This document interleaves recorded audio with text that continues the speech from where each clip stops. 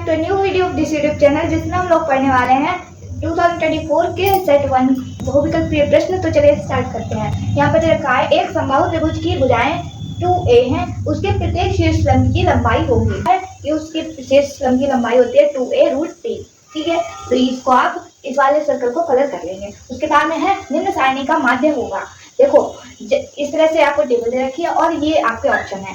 देखो क्योंकि एक ही नंबर का क्वेश्चन है, इसलिए कोई बहुत बड़ी कैलकुलेशन होनी नहीं होगी। देखो कैसे करेंगे। सबसे ज्यादा बार मात्रा किसकी है? 4 की, क्योंकि ये 5 से 7 4 बार आया है और इसमें इसके वर्ग की निम्न सीमा 5 होगी और उच्च सीमा 7 होगी। ठीक है, दोनों को जोड़ देंगे और बटे में 2 रखेंगे तो कितना आ जाएगा? माध्य बराबर 5 और 7 12 बटे में 2, कितना आ गया? 6। इस तरह से हम लोग डी वाले को कलर कर लेंगे। उसके बाद में साइन 27 डिग्री cos 63 डिग्री का मान होगा। इसमें से अगर हम लोग साइन 27 डिग्री को बदले 90 माइनस थीटा से cos में, cos 63 बन जाएगा वो, और यहाँ भी cos 63 हो जाएगा, यहाँ भी cos 63 हो जाएगा, तो क्या आ जाएगा? एक मान आ जाएगा। देखो कैसे, साइन 27 डिग्री बटे cos 63 डिग्री है, तो हम क्या करेंगे? साइन 27, साइन को वैसे रखा, 27 डिग्री को हमने 90 डिग्री माइनस 63 डिग्री लिख लिया, बटे में cos 63 डिग्री वैसे ही चला। तो यहाँ से साइन 90 माइनस थीटा बराबर क्या हो जाएगा? cos थीटा, थीटा 63 चला था, बटे में cos 63, और ये जब एक दूसरे कैंसिल जाएंगे तो 0 नहीं आता है, 1 आता है। ठीक है, क्योंकि किसी संख्या को उसी संख्या से जब भाग करते हैं तो 1 आता है भागफल। ठीक है, तो यहाँ पर हमारा एक वाला आंसर सही हो जाएगा। इसे कलर कर लेंगे। उसके बाद में यदि cos a बराबर √3/2 है तो sin 2a का मान cos a बराबर √3/2 दे रखा है। इसका मतलब ये है कि त्रिकोणमितीय अनुपातों की कोण सहित वाली जो टेबल होती है उसमें cos 30 डिग्री बराबर √3/2 होता है। cos 30 डिग्री बराबर होता है √3/2। ठीक है, तो यहाँ से ये भी सेम है, ये भी सेम है इन दोनों में, लेकिन ये क्या है? अलग है। इसका मतलब क्या है कि a का मान है 30 डिग्री, तो इसी चीज को हम लोग यहाँ रखेंगे। साइन 2 इंटू a का मान कितना है? 30 डिग्री, तो कितना हो गया? साइन 60 डिग्री लिख लेंगे इसको, और साइन 60 डिग्री का मान क्या होता है? √3/2। इसका मतलब यहाँ पर भी डी वाला आंसर सही हो जाएगा। इसके बाद यहाँ पर 1 + tan स्क्वायर a बटे 1 + cot स्क्वायर a का मान होगा। तो देखो 1 + tan स्क्वायर a बराबर होता है sec स्क्वायर a, दूसरी समीकरण से, बटे में 1 + cot स्क्वायर ये होता है cosec स्क्वायर है, तीसरी समीकरण से। ठीक है, अब हम लोग यहाँ पर व्युत्क्रम संबंध लगाएंगे। क्या होता है? sec स्क्वायर a बराबर 1/cos स्क्वायर a लिखते हैं। ठीक है, और cosec स्क्वायर a को 1/sin स्क्वायर a लिखते हैं। तो पहला, दूसरा, तीसरा, चौथा सबसे ऊपर चला जाएगा और ये यहाँ आ जाएगा।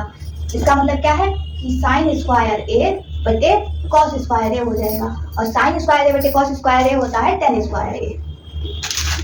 इसलिए हमारा डी वाला आंसर सही है। इसको हम लोग कल कर लेंगे। उसके बाद में sin 2a बराबर 2 sin a सत्य होगा जब a बराबर है, तो sin 2a बराबर 2 sin a लिखा हमने।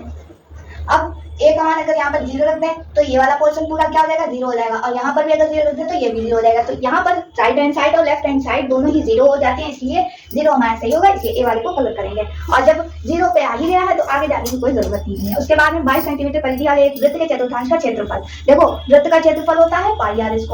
यदि हमने 2πr का मान रखा है 22, तो यहाँ से देखो 2 गुणा 22/7 रखेंगे इसे, और गुणा में r चलेगा बराबर 22, क्योंकि 22 सामने इधर आएगा तो 7/22 लिखा आएगा, तो 22 से 22 को कैंसिल होना ही है। ठीक है, तो यहाँ पर 2/7 है, जब इधर आएगा तो 7/2 हो जाएगा। ठीक, r का मान हमारा 7/2 आया। अब चतुर्थांश के क्षेत्रफल के फॉर्मूले में रखेंगे। चतुर्थांश का क्षेत्रफल क्या होता है? वृत्त के क्षेत्रफल में 4 से भाग कर देंगे। ठीक है, तो आ जाएगा चतुर्थांश का क्षेत्रफल। पाई को वैसे ही रखा हमने, r² 7/2 गुणा 7/2 चला, और यहाँ पर 4 तो पहले से ही दे रखा है। ठीक है, तो 4 7 49 हो जाता है, बटे में यहाँ पर कितना है? पाई दे रखा है, तो पाई का मान भी हम लोग रखे हैं 22/7 गुणा 7 गुणा 7 बटे में, और ये तो 4 तो था ही संग में, और 2 गुणा 2 है, तो इस वाले 2 से ये 11 कट गया। ठीक, और इस वाले 7 से एक 7 कैंसिल हो गया, कितना बचा? 11 7 77 बटे में 4। ये कहीं पे दे रखा है? 4 नहीं 8 रखा है, तो 4 दूनी 8 हो गया। ठीक है, यानी कि 77/8 इसका सही आंसर होगा। आप सी वाले को कलर कर देंगे।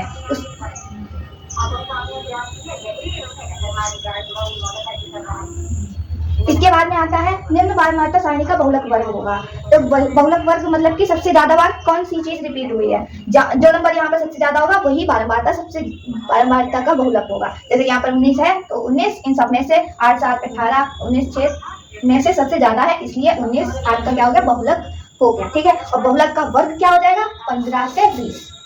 ये यहाँ पर दे रखा, आप बी वाले को कलर कर लेंगे। ठीक है, तो उम्मीद करते हैं क्वेश्चन समझ में आ गए होंगे। अगर वीडियो समझ में आएगा तो लाइक कीजिएगा, चैनल को सब्सक्राइब कीजिएगा। फिर मिलते हैं एक और नए वीडियो के साथ, तब तक के लिए धन्यवाद।